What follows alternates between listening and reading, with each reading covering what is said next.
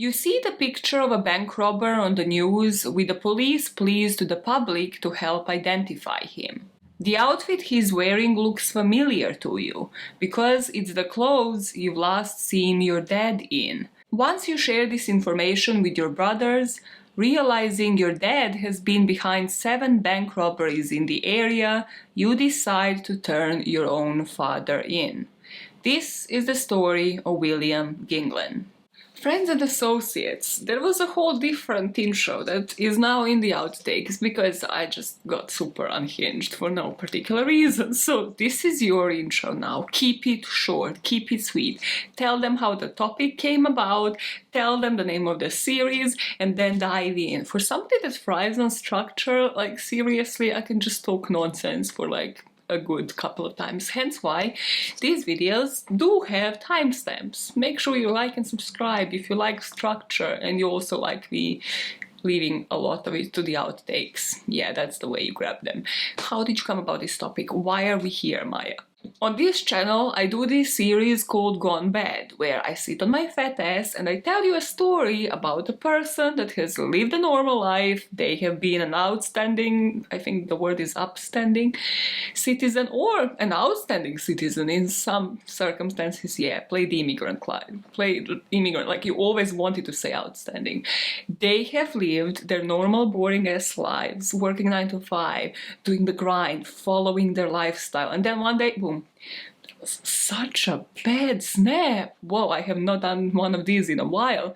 They have switched to crime. And gone bad kind of does refer to, you know, when the food kind of just switches from one day to another and you don't know why. You try to figure out why, what made them switch to the criminal life. Here is where you refer to every single timestamp ever where I mentioned I like structure. Because I like examining these cases that tell us something about the society, that make you think. That's why sometimes I sit on this fat ass and tell you forget everything you know about true crime. Because sometimes we examine like social agendas. A lot of the cases that I cover make you think like what would you do in certain circumstances. And on this one, I kind of do need your opinion. After hearing it, in terms of what would you have done? Like, if this were your life, if these were your circumstances, would you report your own parent? And if you can't decide and you really want to sit in it, to put yourself in that own time frame, on the podcast channel, I will be covering the story of defending Jacob, which is this TV series on Apple TV. So if you have watched it, also join me there. And also if you haven't watched it, then even better, because then you wouldn't know the actual plot. And once you sit in like both topics or just one of them, let me know what your opinions are, because I wanted to examine that question from 2 different angles. Like, what would you do if your child was potentially a criminal? And then here, to examine what would you do if you knew your parent actually was one. Because in this case, the kids, the sons, did know. They recognized their parent online, on TV, and they figured out they have to report him. One day these intros will be under 2 minutes long. I believe in you, but something tells me that today was not the day. So let us just dive in. Our story today takes place in Illinois, in the US, and this is when, in August of 2004, a sheriff called Roger Macy, who was in charge of the investigation of the recent bank robberies in the area, realized they have finally got their clue. They finally have something concrete to catch this man. That something was a picture of their bank robber. So they finally had a clear shot that wasn't obstructed by a bank teller where the robber was close enough to the teller, to the stand, for them to actually distribute it online and potentially to open up a tip line and get some clues. So he tried to do exactly that. He contacted a local internet designer in order to make a website where he can publish that picture. That website went online on August 19th, 2004, and another police officer that was just in the area of Illinois close to the one where the bank has been last robbed, in this place called Peoria, saw that picture online after having read about the robbery in the papers. Everything seemed to align for this police officer in Peoria. Even the getaway car, he knew he saw it somewhere. But it was the picture of the robber and his description that really sealed the deal in his head. This robber was between 5'8" and 5'10", and he was around 200 pounds. And after reading that description, this police officer realized that could have been me, just a bit younger. The description matched his own father to a T. The getaway car was the car that his father drove. He knew that his dad spent time in the area where the last bank was robbed. And as the cherry on the top of it all, he knew that the clothes that he is seeing in this picture is the last outfit that he has seen his father in. Later, when their dad was confronted, he said he didn't recall how he felt when he realized he has been turned in by his own sons. I know what I thought. I thought I really don't understand how they got wind of all of this. And when this journalist asked him, well, you were pretty obvious, like how did you not figure out that you will be recognized? He said, well, your face is covered. I was wearing a hat that I've never worn before. Nobody saw me in a hat like that. I think it would be difficult to say to a certainty that that was a particular individual. Not only is the description, that's the shirt. I know the shirt. I know his glasses. I know. Actually, the outfit he wore in this particular surveillance video was the last outfit I saw him at. You know, he was at a birthday party. He was wearing the same outfit. Wow. Yeah. As soon as this police officer called Jared realized this very well might be our father that has just robbed this bank, that is literally on the wanted list, that the whole website has been created for, he realizes he needs to share this with his brothers. So he calls his brother Garrett, telling him to log into this website without context. He didn't want to share any bias because the man was indeed having a face mask on, was wearing a hat, so he just had to hear what his brother is going to have to say without the influence put on him. So you call your brothers immediately? I called Garrett first because I didn't want to tell him what, because I wanted him to think also, get his opinion. I said, look at this website and tell me what you think. And he immediately hung up on me. Because he had to deal with it his own way. Yeah. The plan now became for Garrett to pick Jared up, for Jared to be in a police uniform, have the protective vest, and also have his badge on him to go to their parents' house. So for the two of them to drive about 35 miles to Lewistown where their parents lived. Jared said he thought he will find his dad at the house and just say, look, we know what you're doing, we want you to stop, and you've got to turn yourself in.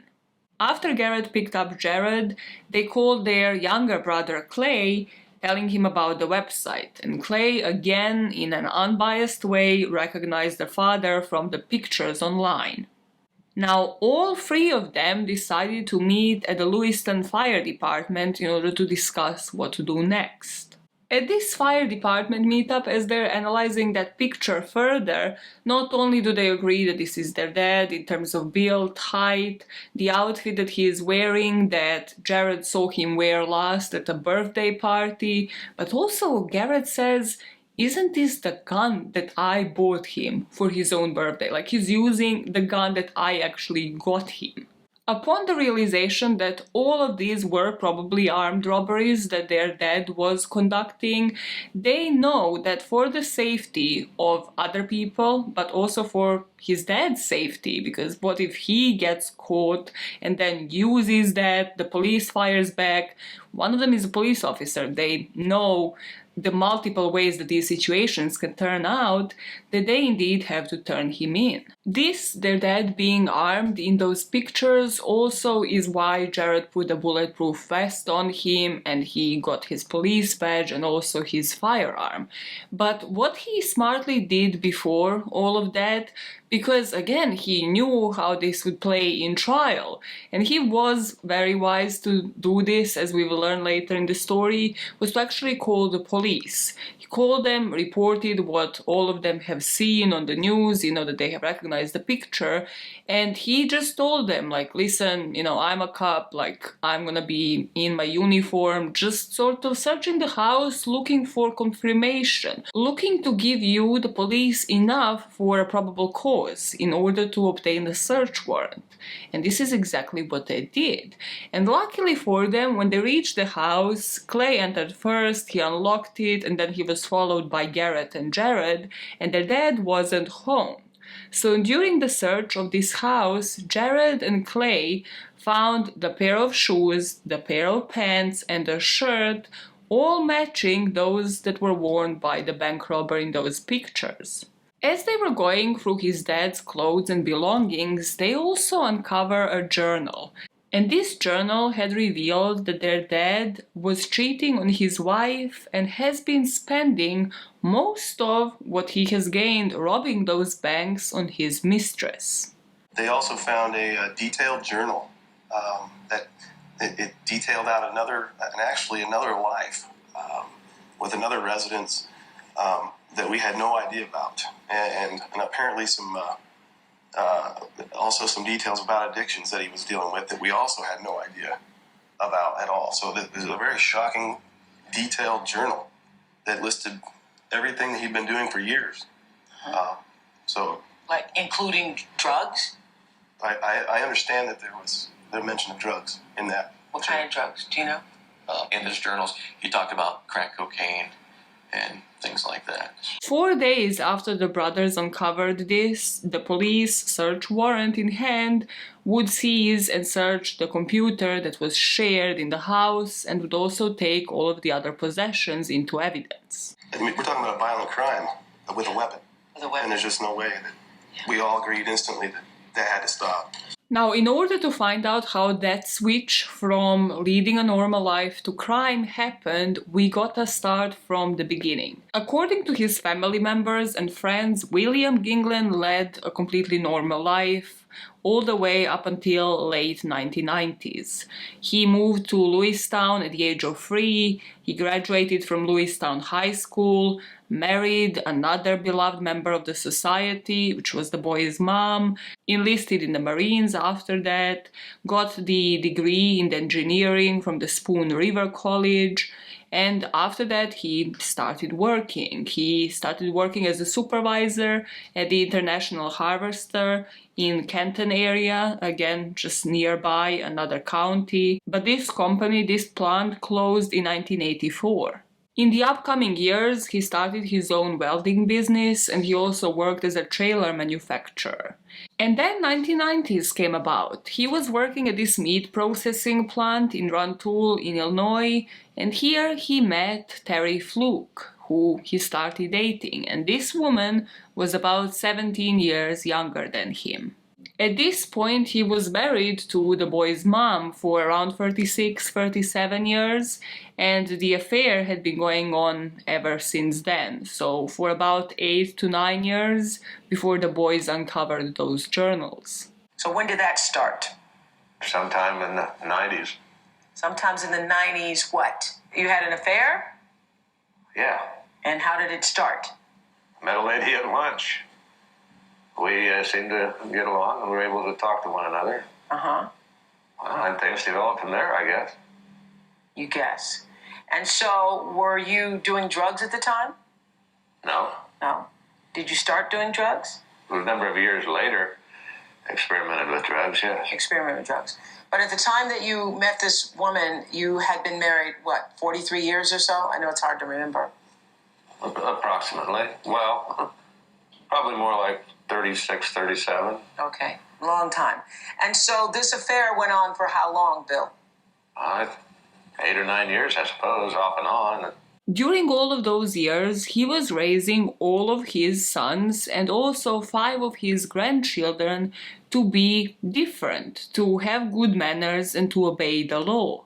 Their sons would remember that in their childhood their dad would say, if you ever get in trouble with the police, you better hope they get to you before I do.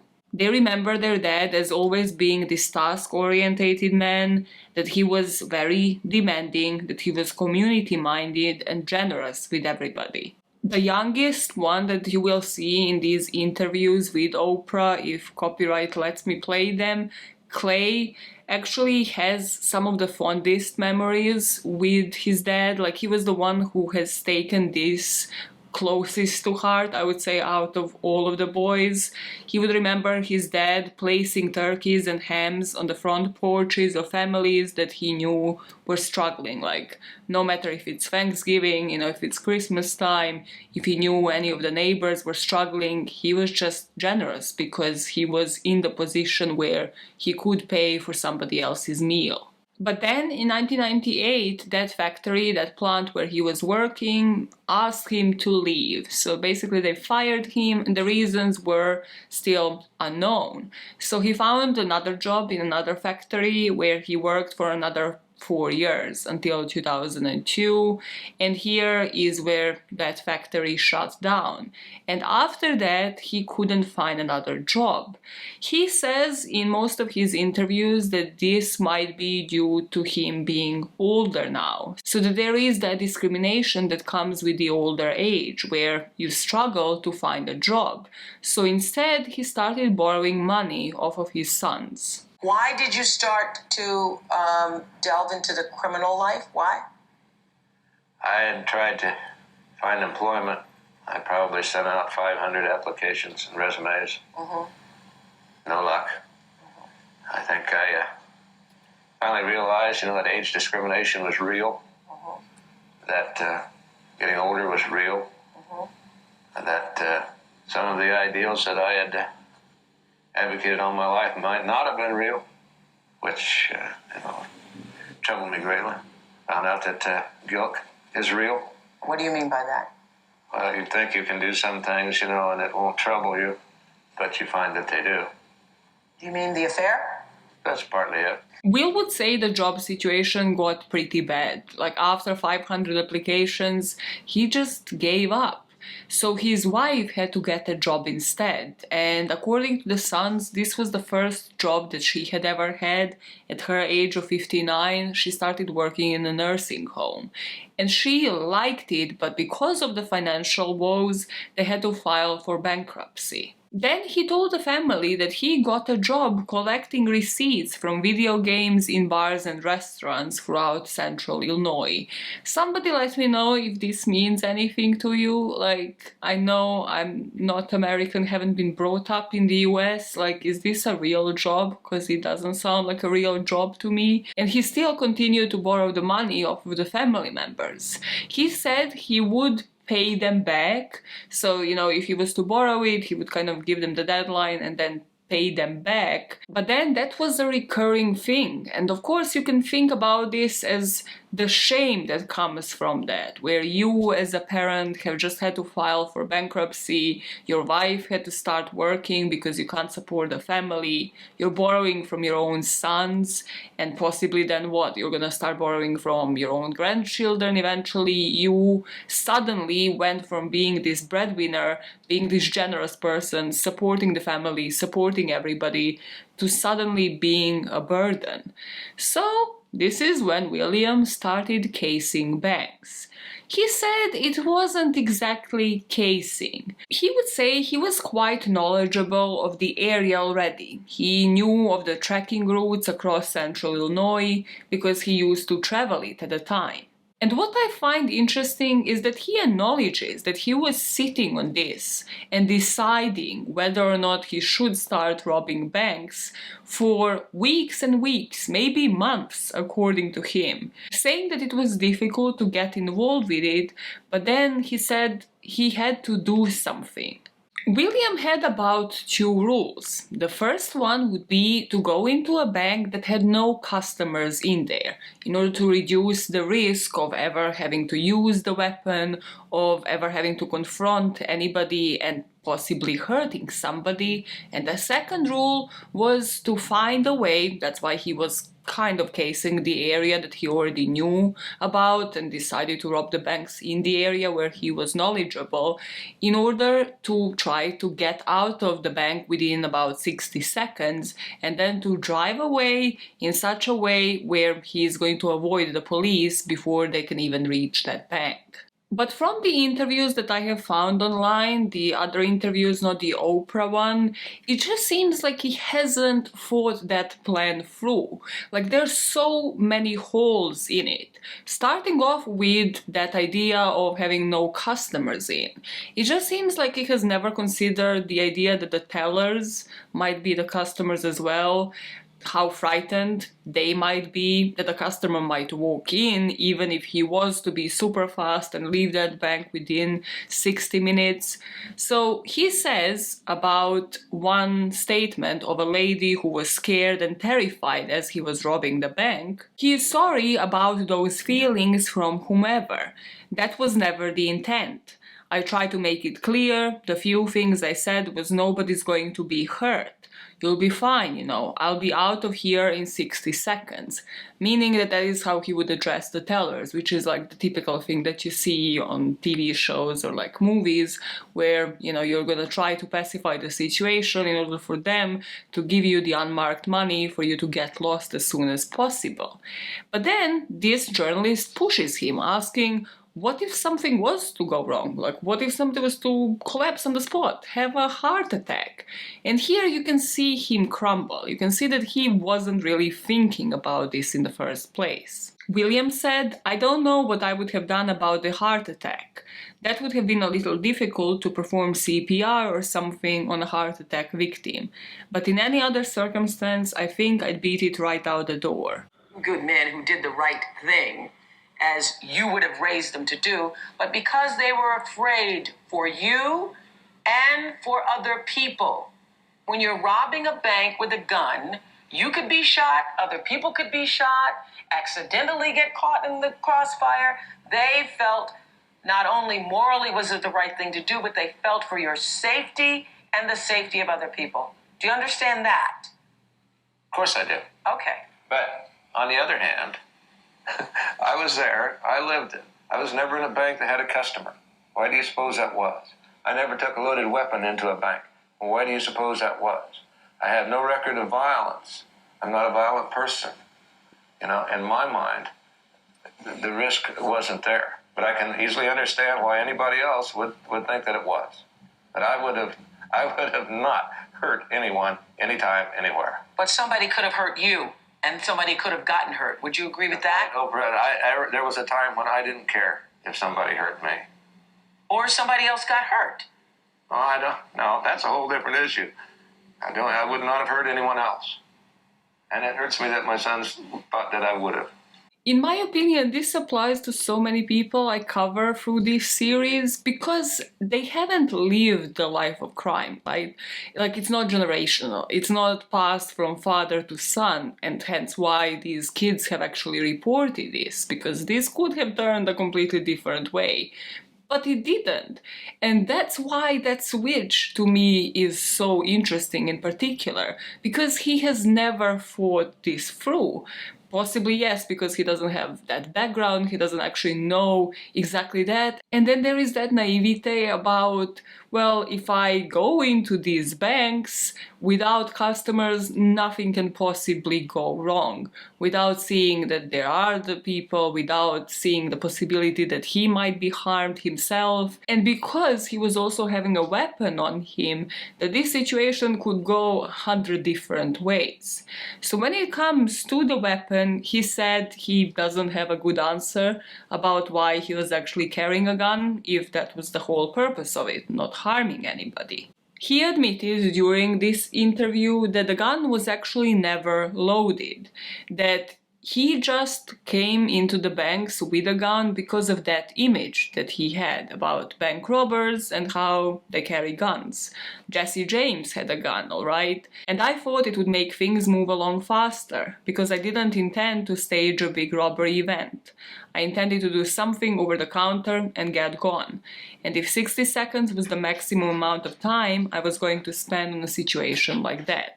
with a plan in hand now, with the rules that he must obey without the intention of harming anybody, he is, through his journals in 2003, plucking up the courage to actually start robbing banks.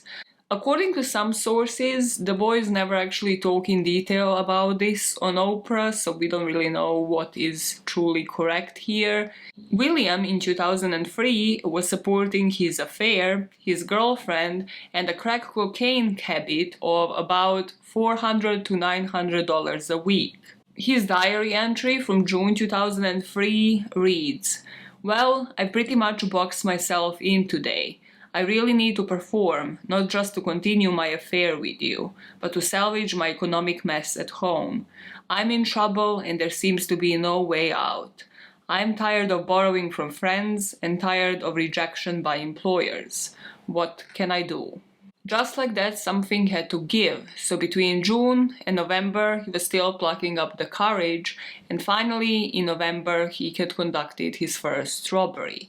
So between November 2003 and August of 2004, when his sons actually saw his picture online on that website, he had robbed, he would admit, 7 banks.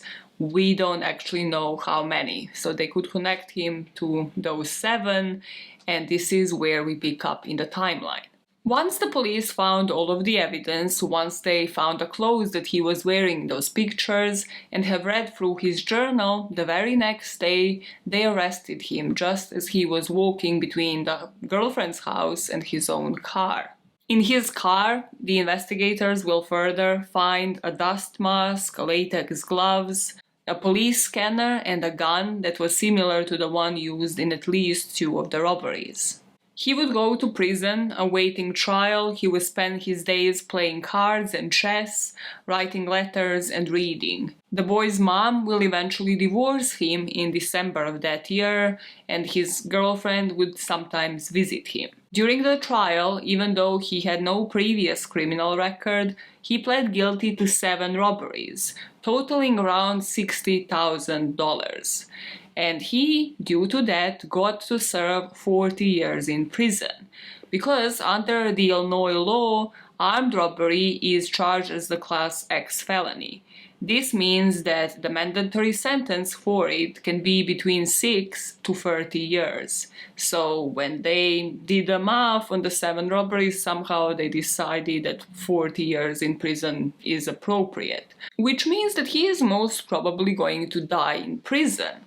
And now some of the people watching this might think that this is unreasonable. Why would you send somebody in prison for robberies that harm nobody, somebody who didn't have previous criminal record, for 40 years? Especially if they're of that old age, like you're denying them the time with their children, with the grandchildren that have all been raised right, and possibly the time to reform. Like, is there a way that this sentence might have been unreasonable?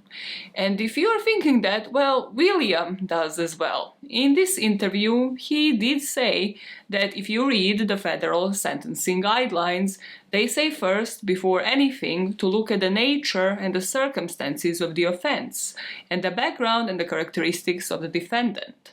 He said his robberies were called a vicious series of crimes, but that there was no viciousness to them. Nobody was hurt, there were no shots fired. In all of those interviews, whether they were recorded, whether it was on Oprah, his interview from prison, and the ones in only the written form, he does seem to understand that he needs to pay for his behavior, that he needs to receive the punishment. But rather he thinks that he has already been receiving it on an emotional level, like the shame of it all he finds to be his biggest punishment. The fact that, you know, one of his sons doesn't want anything to do with him, and the other ones really also barely do. At least back then. We don't really know what the situation is right now. And when it comes to the sons, they all feel differently about it. But something that all 3 of them agree on was that reporting their father was the right thing to do. They say that it was just what they had to do, and the ironic thing is that that is exactly what they learned from him growing up. He helped them learn to make quick decisions, and he made it really clear that you tell the truth. Jared still, in 2006, when the last interviews with the family were done, felt the strongest about that closure, about the trial. He said he doesn't have a father, that there is a man in prison who is not his dad, it's a different person. Garrett said that he carried his anger with him and hopes that it will go away. He hopes someday he will feel like he can go and see him. And Clay feels that part of healing is trying to promote the positive aspects of the whole situation. He is alive and nobody got hurt. This story dies down in 2004 post-sentencing, and it's only revived by Oprah in 2006, where the son, excluding Jared, sat down in studio and spoke with his dad from prison. The dad was just like on the screen. And it's because of this interview and because of that feeling that we have from all of Will's interviews from prison, post-sentencing, and from the actions that we know he had committed before, that it just leaves us with that feeling of whether he's having the right feelings and whether he's channeling them in the right way. Oprah starts this interview asking him what would he want to say to his sons and to his wife, to which William replies, "The theme is that the boys did what they felt was the right thing. I admire and respect that. I taught them to do that. I have no problem with it. I don't know if I agree with that 100%, but I agree that they felt that they were doing the right thing." So Oprah, of course, picks up here and asks him, why wouldn't you agree if you taught them that it was the right thing? To which Will responds, because it would have been better if it would have been handled differently. He would have probably come out of it a little better personally if they called him and he had the opportunity to turn himself in. Why wouldn't you agree with it since that's what you taught them to do? Because I think it would have been better if it had been handled differently. How so? I would have probably came out of this a little better personally if they had called me and I'd had the opportunity to turn myself in. Well, you know, this is interesting to me.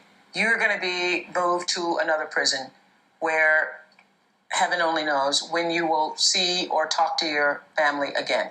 I ask you a question about what do you want to say? Your sons are in pain. Your wife is in pain. You've caused a lot of people to be devastated in their lives by your actions. And the first thing you have to say is you wish they'd handled it differently? The first thing I had to say was, I feel like they did the right thing because they felt it was the right thing. Okay. What do you want to say to your sons about what you have caused in their life? I'm sorry for everything that happened. Sorry, it doesn't begin to cover it. But can you begin to explain so that they will have an answer to the why, and maybe whatever you can explain isn't going to be why enough? Why? There is no good reason or no good answer to that, Oprah. Okay.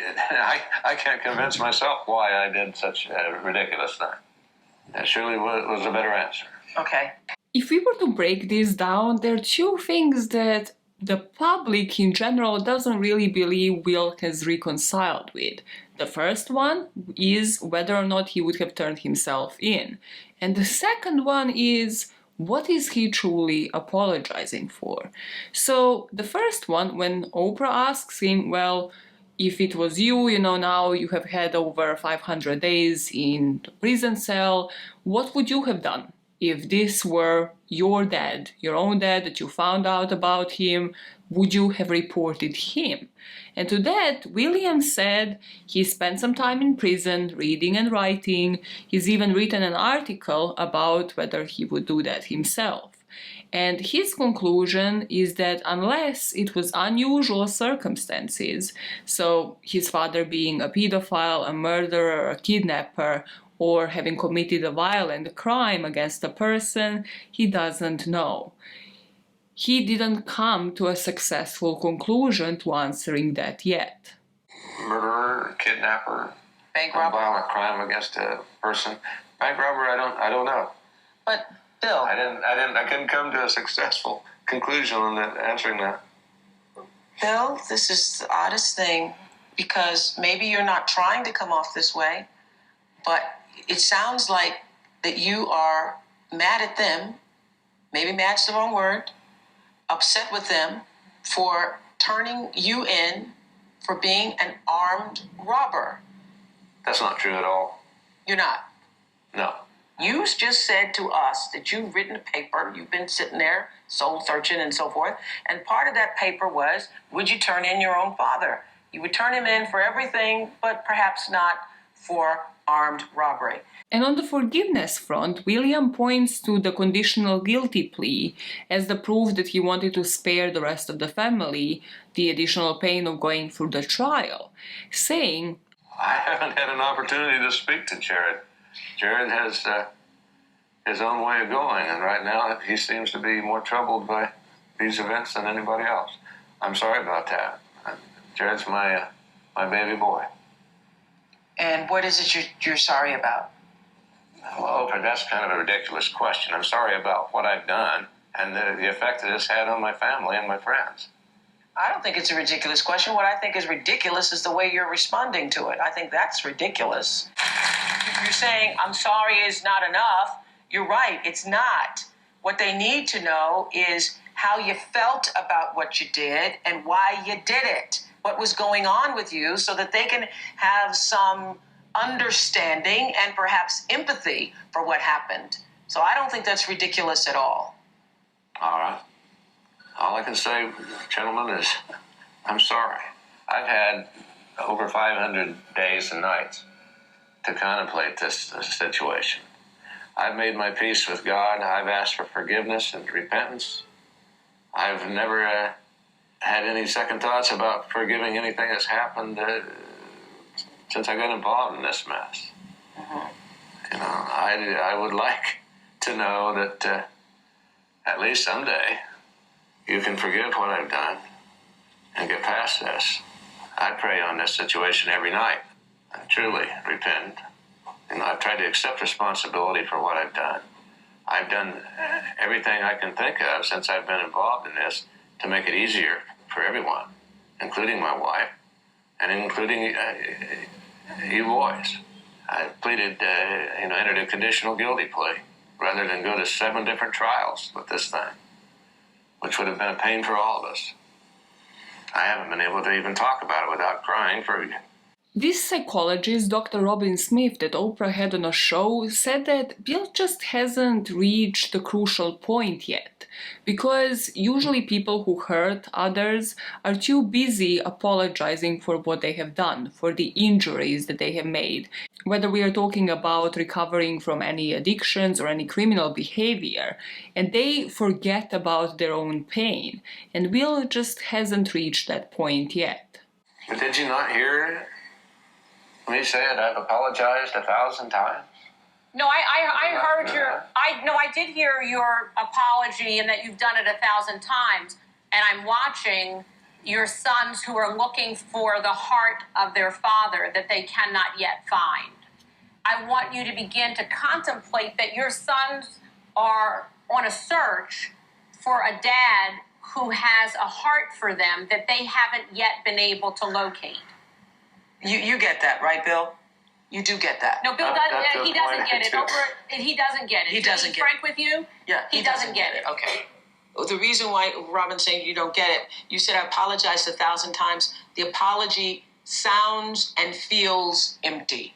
And everybody who's watching knows what I'm talking about. You've heard it from people. It sounds and feels empty. And so I think while you're have all this time to think about it, purging yourself and your feelings would be a good beginning. Absolutely. Bill, thank you for taking. After this, Jared comes on stage and joins the brothers, and despite all of them having different feelings towards their dad, being in touch with him in different capacities, all 3 of them agree that the core of this issue is still how he treated their mom, how he treated his wife. They said she did everything right, she supported him, and she didn't question him. She was an excellent wife, and then she got this dumped on her. They speak of how William stole almost $60,000 and she didn't get a penny. And now that he is in jail, she is the one to have to pay for restitution to the banks on her own. She's the one who has to support the family now. She's the one who had to get a job at the age of 59, and she's the one who has to keep up with all of the mortgage payments. And usually in these situations, I like to make my own judgment from the actions that they have followed through with. So, if I was to see this and be like, okay, maybe he's still not there, he couldn't fully apologize, he couldn't really understand what he was doing wrong, and on how many levels. But then he did, We don't know that part. We don't know where the relationship between the sons and the dad is at this moment. If somebody has that information, let me know. But this story pretty much died down with that interview in 2006. But what I could dig up are his appeal documents from November 2006. And this is where I am again very much uncertain about how I'm supposed to feel. The main couple of points, the main grounds that William tried to appeal based on was the ineffective assistance of counsel. So that is pretty much standard, every single appeal has a couple of points on, how the first lawyer sucked because they didn't present XYZ that would alleviate them all of the charges. In this particular case, he tried to argue that his counsel was ineffective because they didn't spot that his son, who is a police officer, was acting in that kind of capacity, that he wasn't just acting as a concerned citizen, and that the evidence was obtained incorrectly, hence, because, they did kind of tell it to the police, and then they went into the house, but it wasn't the police that was conducting the search. They didn't have the search warrant.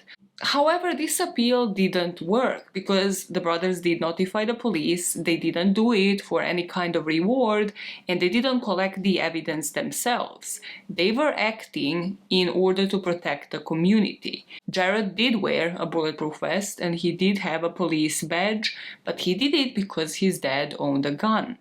So everything so far supports that the sons have acted in the non-police related motivation upon entering the home, meaning that they have acted as private citizens rather than government agents. With this particular point in this appeal, I have to believe that he did have some input, right? Maybe he just said okay, appeal for me, whatever, he hired a lawyer or he got one assigned to him because he did file bankruptcy before going to prison. So maybe this lawyer made this whole document on their own. Maybe William didn't really have any input. I'm not sure that is even legally possible, but if he did, and this is the way he's going about it, it just doesn't align with the apologies to his sons. It just doesn't align with him trying to move on and understanding what he had done was wrong and understanding that he got caught.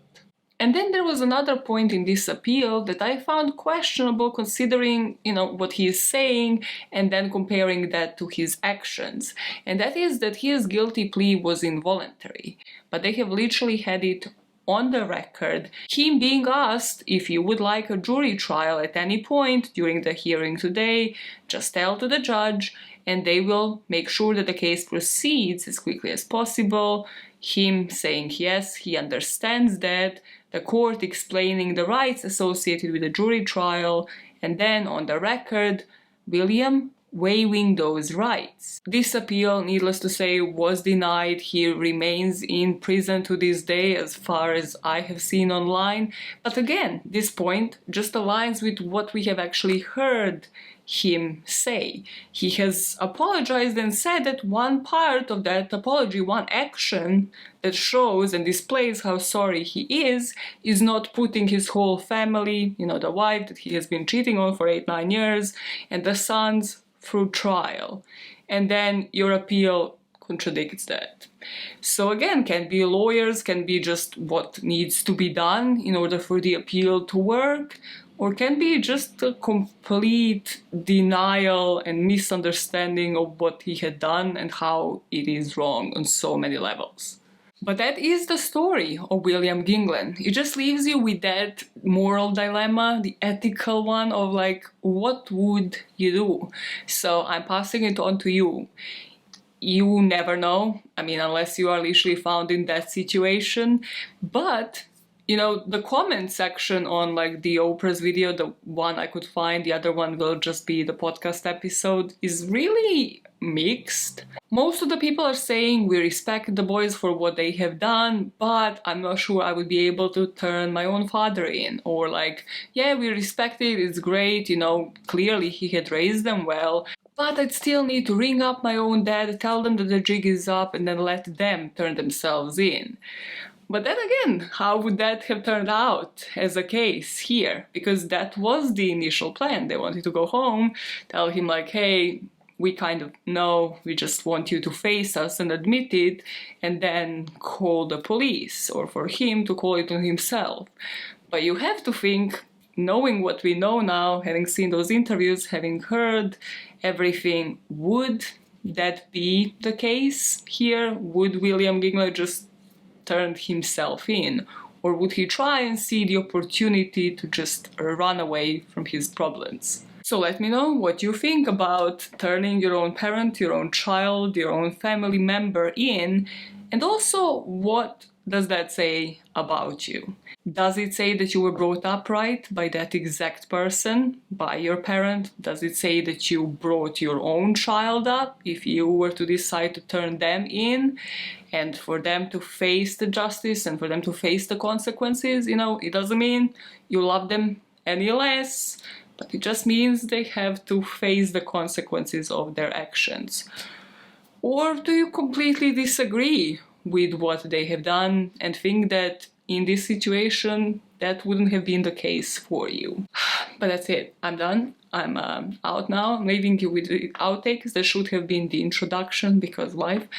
And don't forget to like and subscribe to this kind of content. And I think I should be seeing you guys next week. I think next week is the 2 cases week. And I'm gonna try to make it light because it's Christmas and all. Although the topic that is next on my list is literally not light at all, so I need to find a second light topic. It won't be light, it would be very sad and tragic. What are you even on about? One of them is literally boarding school that tortures its students. That's the topic you consider light. Which one was light? Oh god, okay, I'm out. I'm just out. You get lost a bit sometimes. Was this light? Nothing is light on this channel.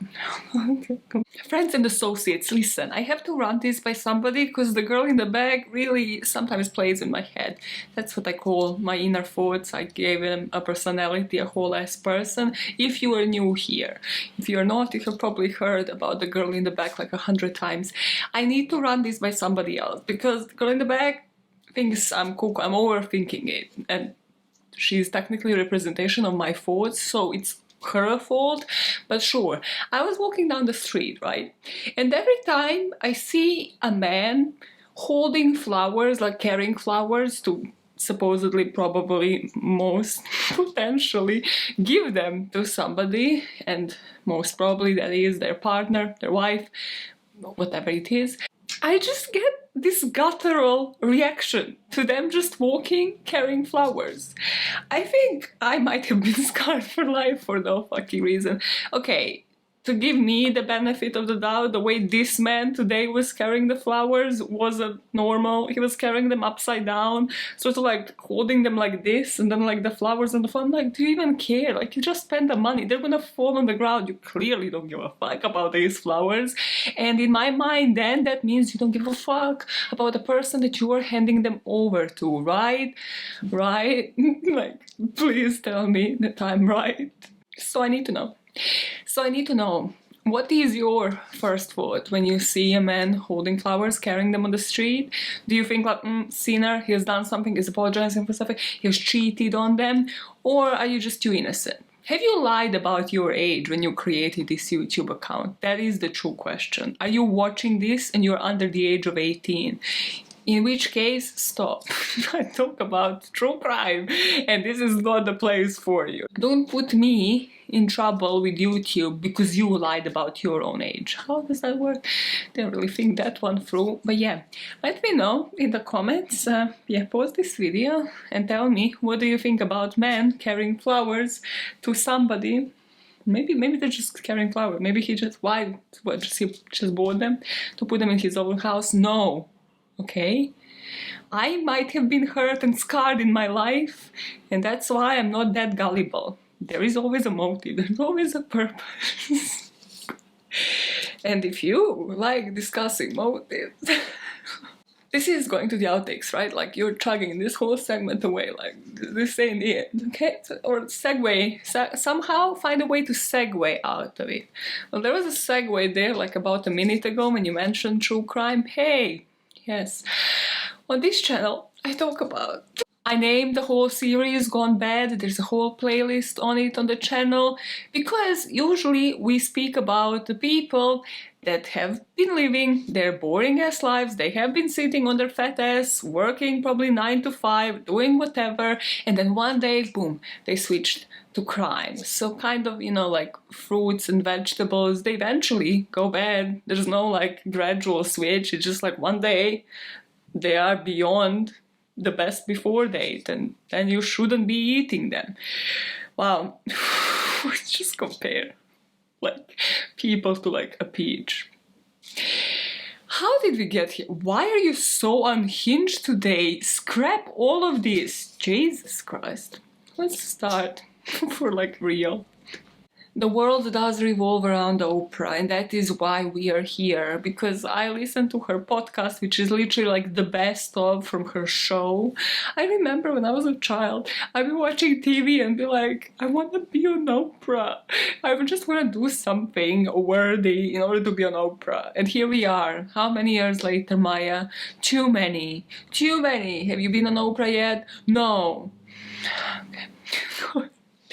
That was too heated. Well, then do something about it. I'm doing something about it. You have to like and subscribe for me to reach Oprah. What are you gonna chat with Oprah about? How you cover this case that was on Oprah, like the mindfuck of it all. Just please. Please. Go piss and then return and then scratch, like from nothing. Everything today is going into outtakes. Everything is like scratch, forget that this happened, and just move on. Why are you unhinged? Why are you unhinged? As the video goes along, you know, I have to like clear the space in the camera, so I'm just like deleting the old footage from like last week where I was in that yellow top. It's really great that this is the camera angle, okay? Not just because of the double chin situation, but also because I don't wear a bra. Like, I have not for, and let's not talk how many years, they're all saggers down there. Literally, every time like I lean to like stop the video, which is the part that I cut out, of course, because we'll be here forever and we always are somehow for about 2 hours. Obviously that's cut out, but then when I reflect on it as I'm deleting it off the SD card, I'm like, Jesus. I'm so happy that I'm not witnessing like the full-on nipple attack. Let's not call it that. You know what is a missed opportunity? I have tweeted about this. Follow me on the social media if you don't already. Clitty Committee. If you work at a company that does femcare, you know, like sells tampons, sells pads, etc., like on a subscription plan, Clitty Committee, that is what you call the plan. See, I'm putting copyright on this.